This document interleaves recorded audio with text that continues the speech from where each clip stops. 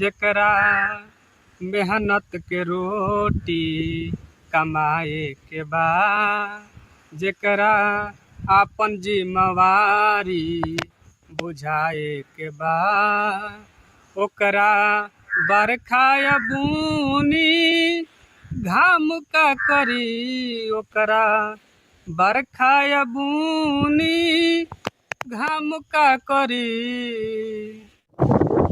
तो घरे माई बाबू बेटा बेटी सोचत होई, लेके अइहे कमा के कुछु राह देखत होई। घरे माई बाबू बेटा बेटी सोचत होई, लेके अइहे कमा के कुछ राह देखत होई।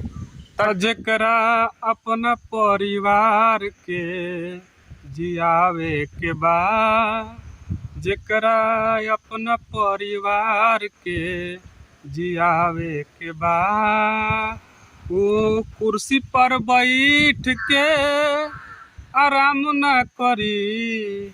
जेकरा मेहनत के रोटी कमाए के बा, जेकरा आपन जिम्मेवारी बुझाए के बा, ओकरा बरखा या बुनी घाम का करी, ओकरा बरखा या बुनी घाम का करी।